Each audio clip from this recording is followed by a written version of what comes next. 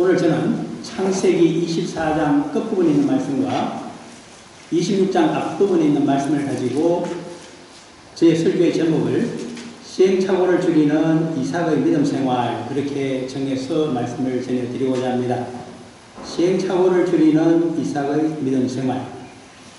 어떻게 하면 우리 성도들이 신앙생활을 하면서 시행착오를 줄이고 우여곡절이 많은 인생에서 평탄한 인생, 형통한 성도로 살아갈 수가 있을까 하는 것을 저는 창세기에서 이삭의 편에서 좀 찾아보고자 합니다.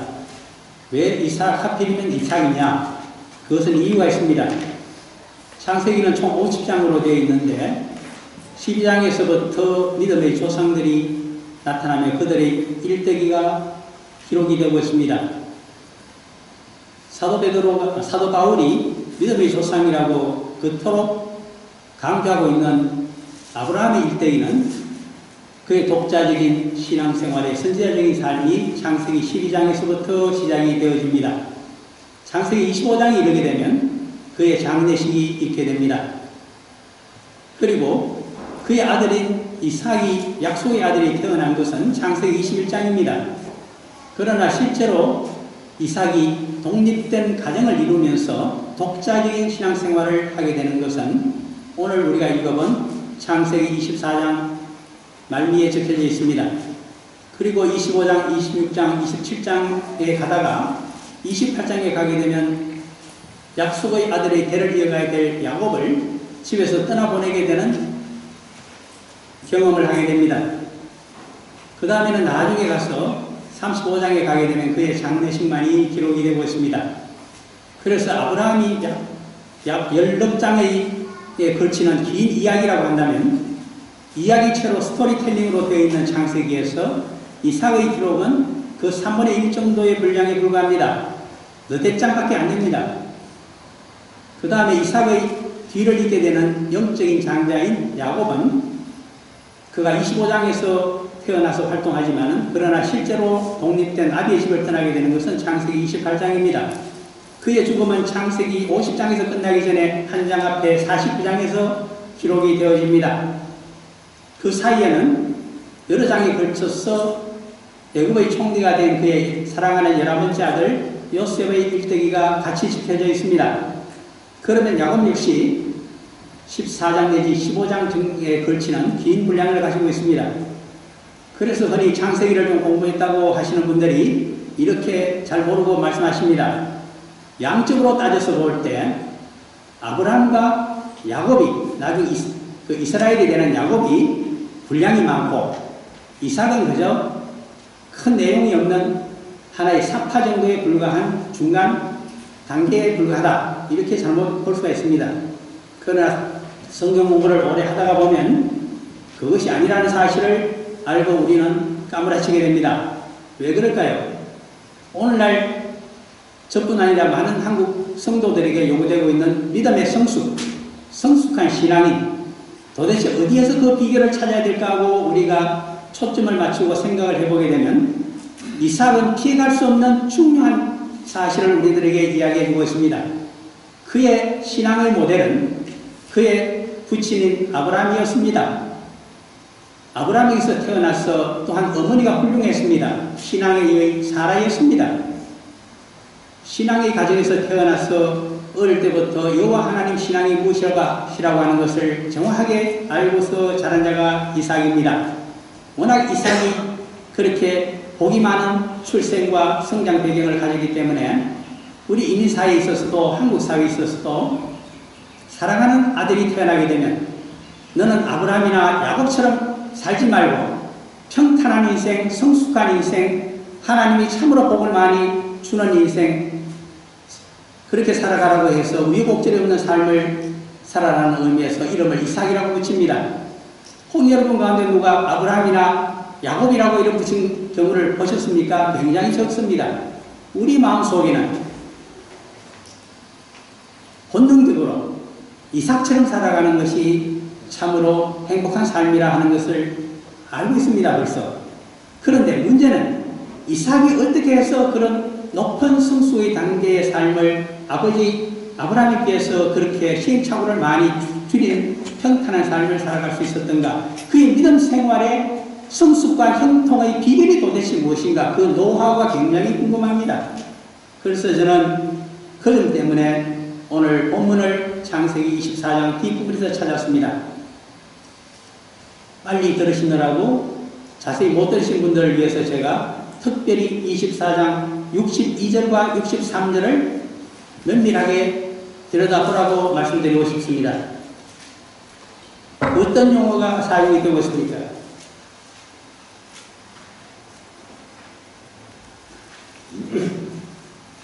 창세기에서 그전에 이미 나왔던 용어가 하나 지명으로 등장합니다. 그것이 62절에 있습니다. 보엘라 헤로입니다. 63절에 오게 되면 창세기 24장 63절입니다. 여기 어려우시면 63빌딩 생각하시면 되죠. 묵상이라는 용어가 나옵니다. 이것은 창세기에서 처음 쓰여진 용어일 뿐만 아니라 성경 전체를 통해서도 찾기가 쉽지 아니한 용어입니다. 묵상. 저는 이 묵상이라는 용어를 발견하고서 깜짝 놀랐습니다. 말씀에 대한 묵상이다 흔히 사용하고 있지만 성경에 그렇게 아브라함에도 없는 용어, 이스라엘에 대한 야곱에도 없는 용어를 왜 이삭에게 사용했을까? 깊이 생각을 해야 됩니다. 그런데 영어로 보게 되면 영어 좀 한다는 분들이 읽으시는 영어 성경책에는 이 묵상을 메디테이터라고 적어놨습니다. 어떤 성경책에서는 영어 성경책에서는 아예 용어조차 발견이 안 됩니다만 그러나 좀 괜찮은 성경 번역본에서는 메디테이터라고 되어 있기 때문에 그것을 우리말로 그대로 옮기게 되면 명상이 됩니다. 그래서 섣불리 이렇게 잘못 생각합니다. 기독교의 성경 공부는 말은 묵상으로 사용하고 있지만 다른 종교에서 또는 마음수련 단체에서 이야기하는 명상과 같은 것이다. 그래서 기도하라고 하면 묵상 기도를 하라고 하면 명상 기도를 합니다. 명상 기도는 무엇인가 하면 쉽게 제가 한 가지 예를 들어봅니다. 불교에서는 선종 쪽에서 오성들이 수련을 할 때 면백 수련을 합니다. 무건 수련도 합니다. 아무 말하지 않고 하나의 단어만 머릿속에 집어넣고서 그 벽을 뚫어듯이 바라보면서 몇 날 며칠 몇 달을 저 우주에서 해답이 주어질 때까지 그렇게 수련을 합니다. 기독교가 그런 수련을 하는 단체이며 종교일까요? 절대로 아닙니다. 그런 수련을 하지 말아라. 그런 시행착오를 겪지 말아라. 잘못 살아가는 엉뚱한 영의 소리를 듣게 된다는 것 때문에 성경을 우리들에게 주고 있습니다. 성경 66권으로 이루어진 성경책을 우리에게 준 이유는 창세기부터 요한계시록까지 보게 되면 명상이 아니라 묵상이 무엇인가를 알게 된다. 여호와 하나님의 말씀과 주 예수 그리스도의 말씀이 그들의 삶이 선조들의 삶이 우리들에게 신앙생활 이렇게 하라고 하나님과의 교제는 이렇게 하라고 그리고 주님의 발자취를 이렇게 따라가라고 하는 모든 것을 이 말씀 가운데 이미 기록을 해두었으니 이 사례집을 풍성하게 보고서 너는 그러한 비슷한 사례가 있을 때에 그것을 적용하여서 살 길을 찾아라. 이것이 성경책을 우리에게 주신 이유입니다. 그런데 엉뚱한 데서 명상을 하고 있습니다. 면백수련하듯이 성경책을 들여다보지 않냐고 하나님의 말씀이 말씀 속에 있는데 이것을 보면서 잘 이해할 수 없으니 지혜와 능력을 주셔서 이것을 이해하고 깨달아서 실천할 수 있는 능력까지 성령 안에서 허락해 주시옵소서라는 기도를 할 줄을 모릅니다. 그래서 참으로 안타까워서 오늘 그 용어를 이렇게 설명해 드립니다. 저보고 용어 정의를 다시 조작적으로 해보십시오라고 물으신다면 묵상이란 말은 영어로 하자면 메디테이트가 하나 있고 플러스 하여서 또 하나 있습니다. 무엇일까요? pray. meditate and pray. 누가 이야기합니다. 한국말로 잘 돼 있으니까 한글로 돼 있으니까 성경책 읽으면 한 10번 읽으면 알 것이고 100번 읽으면 독서 100편 어자연이라고 했으니 저절로 다 깨달으신다고 이야기합니다. 목사인 저의 입장에서는 까무러칠 얘기입니다. 50년, 60년, 70년, 80년 성경책을 띄고 살면서 읽어봐도 그 뜻을 다 알 수가 없습니다. 왜? 인간의 지혜와 능력으로 쓰여있는 책이 아니기 때문입니다. 하나님의 영성과 지혜로 쓰여있는 책을 어떻게 유한한 인생을 살아가는 인간들이 다 깨달을 수가 있다는 말입니까? 그러면 성경책 아닙니다. 그것은 철학책이나 사회과학책이죠. 분명히 우리가 이해를 하셔야 됩니다. 그러므로 자신의 인생에 적합한 하나님의 응답이 오지 아니했을 때는, 그런 사례를 성경에서 찾지 못할 때에는 반드시 기도하셔야 됩니다. 아버지 하나님, 저는 능력이 부족하여 저희의 시행착오를 줄일 수 있는 이 어려운 삶을 순탄한 삶으로 바꿀 수 있는 하나님의 지혜와 노하우를 얻지를 못했습니다. 안타까운 심정을 보시고 우리 민족도 살리시며 우리 가족도 살리시고 병건자가 낫게 할 수 있으며 나의 성질까지 고쳐갈 수 있는 능력을 허락하여 주옵소서. 도와주옵소서. 진리의 성령께서 이 진리를 알도록 깨우쳐 주시옵소서. 그 기도는 밥을 먹는 것보다 더 참 말씀을 보면서 하셔야만 합니다. 그냥 성경책 통독하라고 했더니 처음부터 끝까지 읽기에 바쁩니다. 그거 다 판소리처럼 들어서 어떻게 하시겠습니까? 성경은 정독을 해도 뚫어지듯이 들여다보면서 이 말씀을 몇백 수년 이상으로 해도 그 뜻을 알까 말까 하게 되어 있습니다. 하나님의 지혜는 그냥 주어지지 않습니다. 어떤 자에게 주어진다고 우리 주님께서 말씀하셨을까요?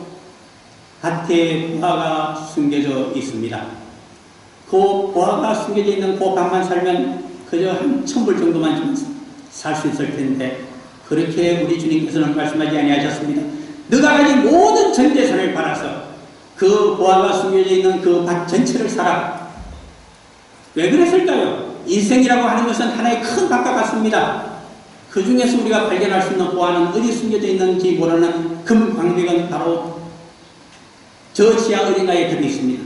그것을 발견하여서 기뻐하면서 이것이 주님께서 주신 내 인생의 시행착오와 모든 풍파를 잠재울 수 있는 지혜의 말씀이구나 실천하며 살아가는 자에게는 이삭에게 주신 놀라운 은혜가 그에게 임하신다는 뜻입니다.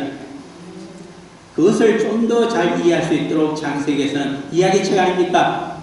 그래서 바로 앞절에 지명을 하나 우리에게 주셨습니다. 그것이 부엘라 헤로입니다. 히브리 말로 부엘이라고 하는 것은 부엘세바에서 알 수 있듯이 우물이라는 뜻입니다. 세바는 맹세이기 때문에 부엘세바는 맹세 우물입니다. 그러면 부엘라헤로이는 무슨 뜻을 지니고 있을까요? 부엘라헤로이. 그 뜻을 알기 위해서는 창세기 24장이 아니라 앞부분으로 가보셔야 됩니다. 16장으로 가시게 되면 그 뜻이 기록이 되어 있습니다. 하갈과 관련되어 있습니다. 이스마엘의 어머니입니다. 아브라함과 이삭 사이에서는 아닙니다. 아브라함과 사하라 사이에서는 자녀가 없습니다. 왜 그랬을까요? 천하의 미인인 아브라함이 지극히 사랑하는 아내 사하라가 미인이지만은 자녀를 생산하지 못하는 불임의 여성이었기 때문입니다. 그래서 아브라함이 75세에 가나안 땅에 들어왔을 때에 자녀를 풍성하게 주겠다는 하나님의 첫 번째 축복의 말씀이 있었지만은 10년 동안을 가나안 땅을 헤매고 선지자 노릇을 했지만 1점 혈육이 없었습니다.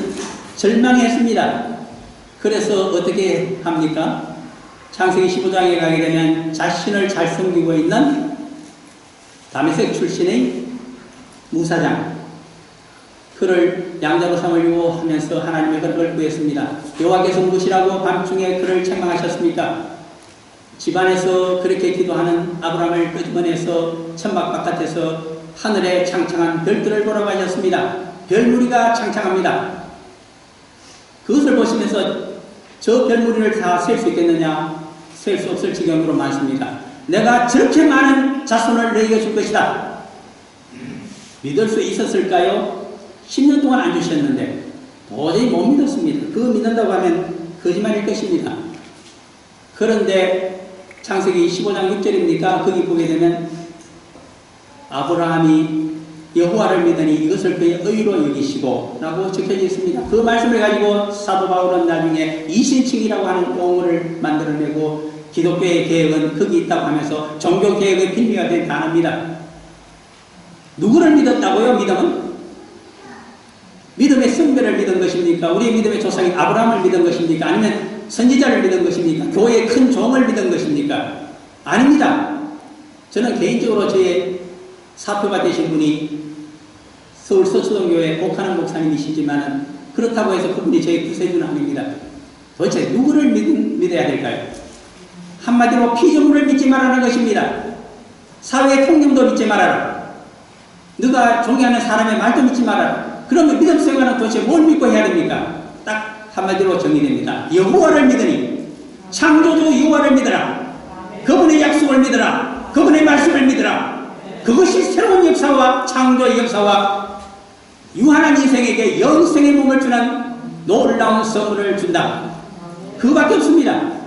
우리의 믿음의 실체는 보지 못하는 것일지라도 보이지 아니하시는 영생의 하나님을 믿는 것이고 그분이 창조주시며 새로운 인생을 내게 창조해 주신다는 그 사실을 믿고서 지금은 자녀가 하나도 없지만 하늘의 별과 같이 많이 주신다고 하셨으니 창조주의 능력을 제가 믿습니다. 그것이 아브라함의 고백이었습니다. 믿음은 거기서부터 시작됩니다. 딴 데서 가서 찾지를 마시기 바랍니다. 어느 피조물의 어느 책에서 찾을 수 없는 것이 믿음의 실체입니다. 그랬지만 아브라함은 시행착오가 많았습니다. 가는 데만 실패했으며 자신의 아내를 두 번이나 누이 동생이라고 하면서 애굽에서 한 번, 블레셋의 그랄핑야에서 한 번, 두 번 팔아먹으려 했던 자입니다. 자신의 목숨을 구원하기 위해서. 그런데 이삭의 경우는 어떻습니까? 아버지의 근한 모습을 알게 된 이삭입니다.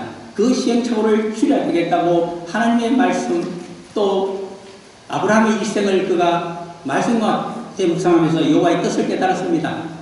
아, 너희 아버지의 일생을 보면서 장점은 닮고 단점은 거꾸로 닮아라고 하는 것이 아버지 하나님의 뜻이구나. 그가 정확히 알았습니다. 그래서 그는 기도하기를 시작했습니다.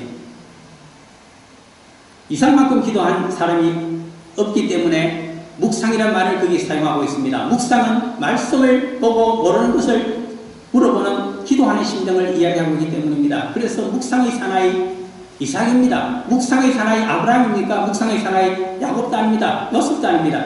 딱 한 사람 이삭에게만 묵상하는 사람이라고 이야기할 수 있습니다.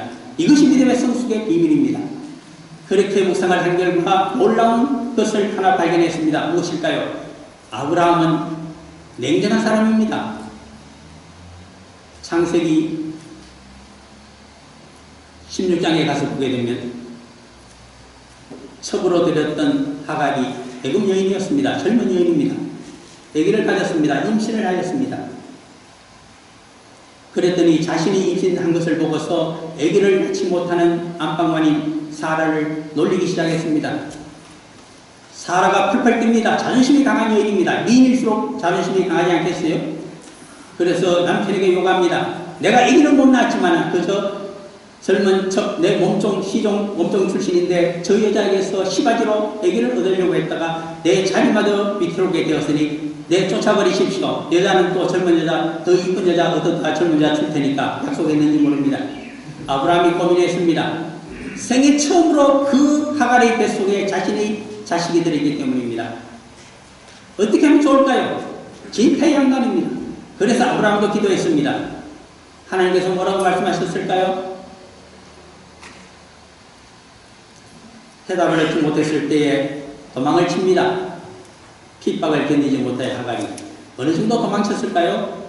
브엘세바에서 이틀 동안에 200리길을 광야로 도망쳤습니다. 그의 고향인 애굽을 향해서 갔기 때문에 수르 광야가 바로 그쪽입니다.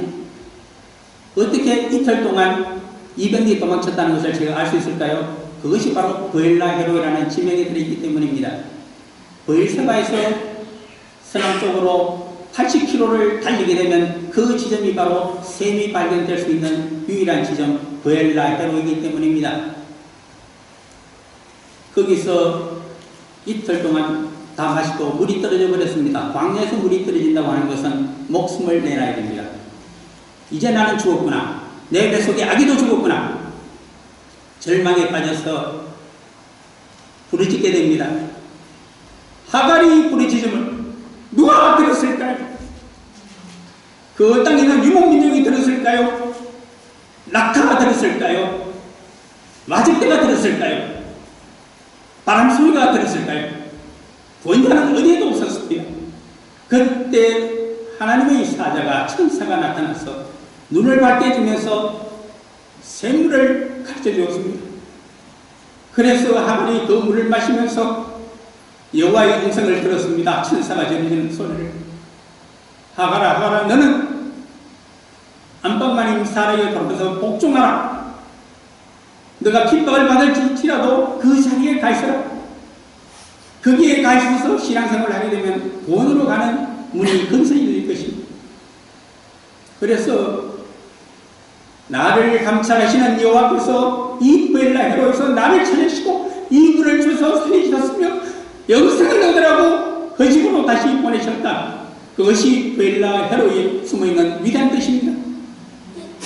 그 뜻을 발견한 자가 누굴까요? 이삭입니다.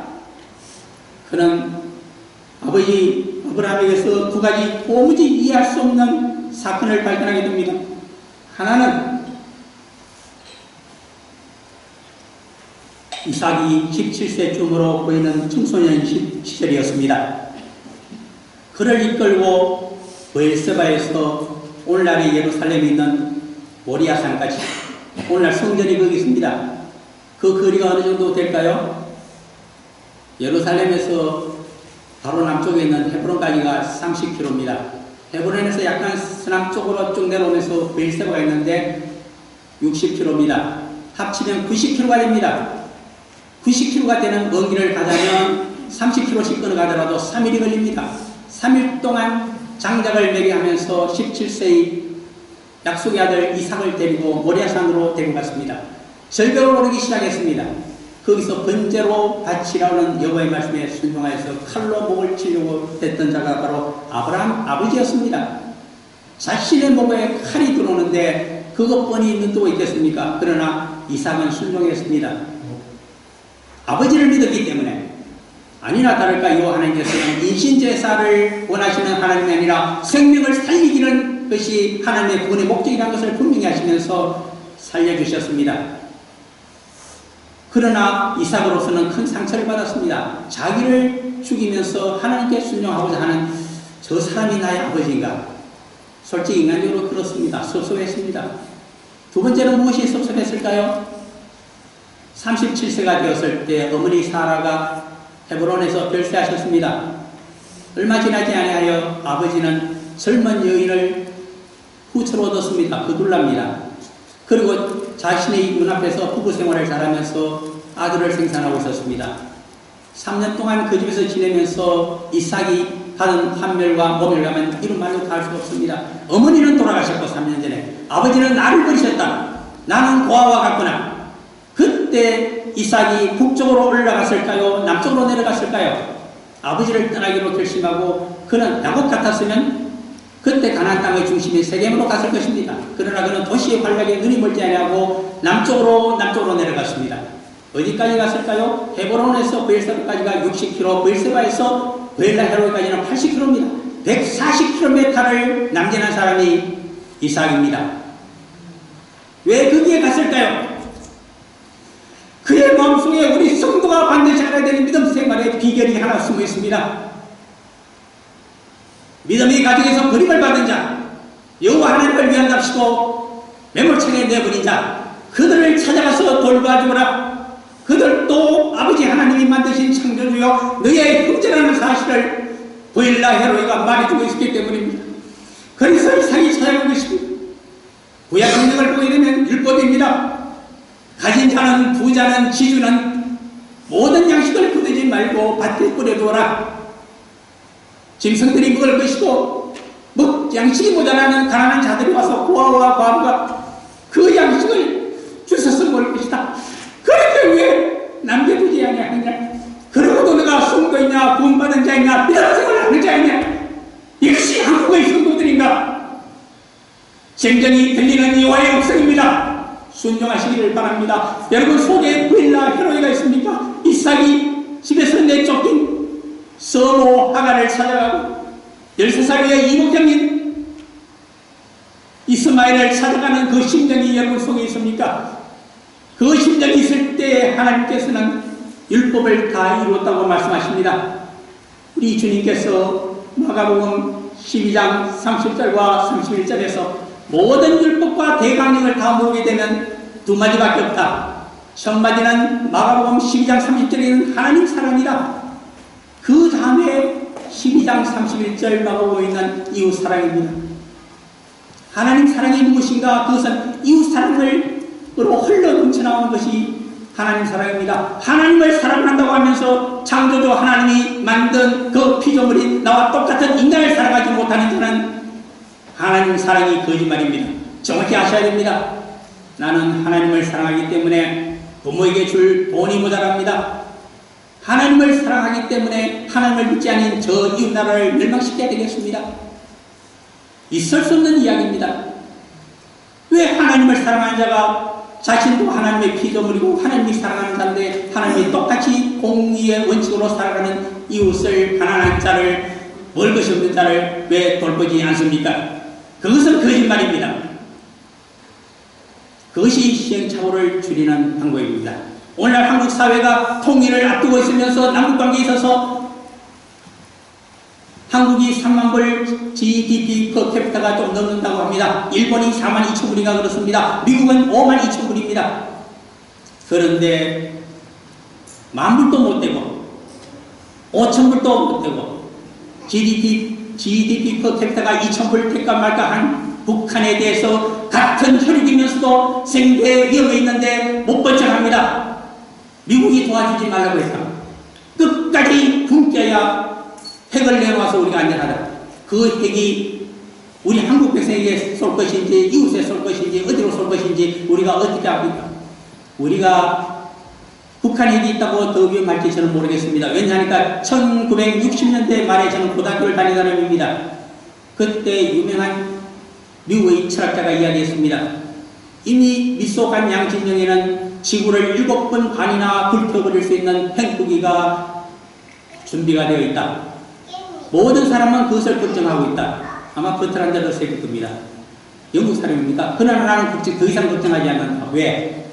그것이 터지게 되면 모두가 다 죽고 말 텐데 걱정해서 못할. 위대한 석하가 이야기였습니다. 1960년대 말입니다. 지금은 21세기요 2020년입니다.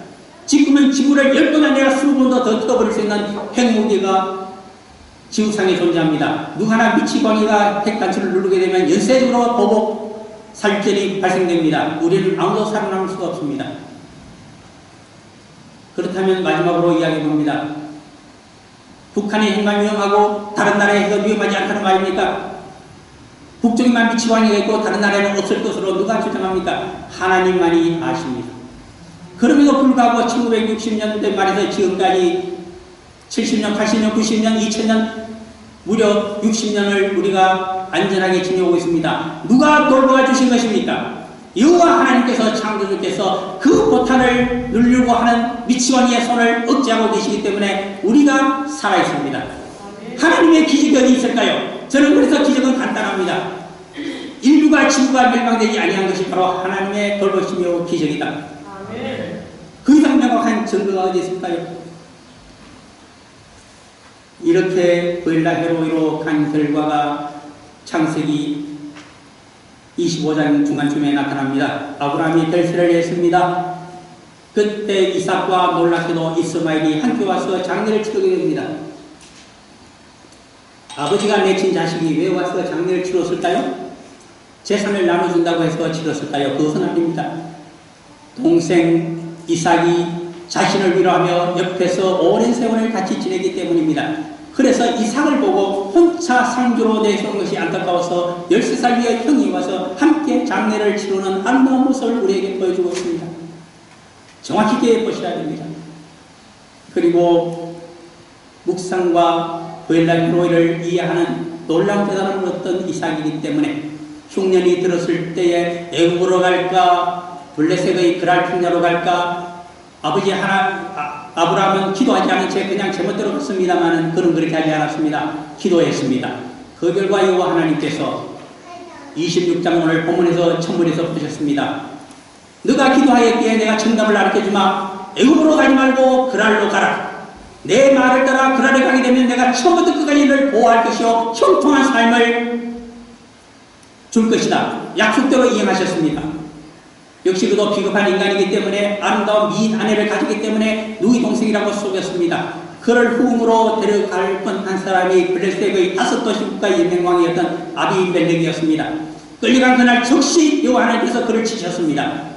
아브라함의 경우에는 하루 이틀 지나서 했지만 기도한 사나이에게는 즉시 응답하셨습니다. 깨끗하게 돌려보내고 그 땅에서 영주권을 바로 주었습니다. 그래서 그 땅에서 농사도 짓지 못하는 초보 농사꾼 목축자에 불과했던 이삭이 농사를 했더니 100배의 수익을 계속 얻었더라. 성경 말씀이 기록하고 있습니다. 어디에? 창세기 26장에. 형통함을 원하십니까? 기도하십시오. 그냥 기도하시지 마십시오. 그것은 다른 종교에서 하는 마음순에서 하는 행위입니다. 말씀을 보면서 이 말씀을 내가 적용하고 싶었는데 깨달음을 얻지 못해서 내 시행착오와 의욕곡절의 삶을 평탄한 삶으로 성숙된 삶으로 버티고 싶은데 아직 지혜가 모자랍니다. 가르쳐 주십시오. 진리의 성령님께서 역사하여 주십시오. 기도하는 자에게 그런 기도는 잘 들어주십니다. 엉뚱한 기도를 하는 경우는 잘 안 들어주지만 그것만은 들어주십니다. 성경 공부를 하고 싶습니다. 일주일에 몇 시간 꼭 내게 해주십시오. 팀을 만들어 주십시오. 그것은 꼭 들어주십니다. 우리 주님께서 원하시는 성숙한 신앙인이요 이삭과 같은 삶이기 때문입니다. 그래서 단 한 번 그랄 땅에서 실수한다면 형통한 삶이 계속 우물이 터져나오는 기적이 그에게 이루어졌습니다. 나중에 그가 20년 동안 기도했을 때는 이삭이 아내인 리브가의 몸에서 그 불임 여성의 몸에서 상두이가 나타나지 않습니까? 창세기 25장에 적혀져 있습니다. 우리가 기억하셔야 됩니다. 분량이 적어서 이삭은 중요하지 않은 모양이다. 아닙니다. 기독교는 분량을 얘기하는 양의 종교가 아닙니다. 질의 종교입니다. 신앙의 깊이의 종교며 깨달음의 깊이의 종교입니다. 말씀의 깊이를 아는 자는 거기서 흘러나오는 엄청난 우리 주님의 사랑에 감격하며 그 은혜를 기뻐 찬양할 수 있는 자입니다. 자신의 인생을 여호와 하나님과 우리 주님께서 받으실 만한 인생으로 의미 있는 인생으로 바꾸어지는 인생입니다. 그러한 인생을 살아가시는 새노로의 장로교회 여러 성도님들과 한국 백성들이 성도들이 되기를 간절히 원해서 이 말씀을 오늘 같이 나누었습니다. 잠깐 기도드릴까요? 사랑하는 아버지 하나님 감사합니다. 주님의 보잘것없는 종이만 세우셔서 이삭의 일생을 바라보면서 시행착오를 줄 수 있는 성숙한 믿음의 삶의 비결이 무엇인지를 잠시 생각해 보았습니다. 이 말씀이 성경의 진리일진데 그것이 역사하여 한국 백성도 살리며 이 교회도 활성화되어지며 오클랜드의 교민들도 새로운 신앙의 길을 찾아가는 은혜가 있게 하여 주옵소서. 방문 중에 있는 우리 이 목사님께도 함께하여 주옵소서. 또 남은 자들에게도 주님께서 보호하시니 극심하게 하여 주옵소서. 간절히 바라올 때 우리 주 예수 그리스도 이름으로 기도합니다. 아멘.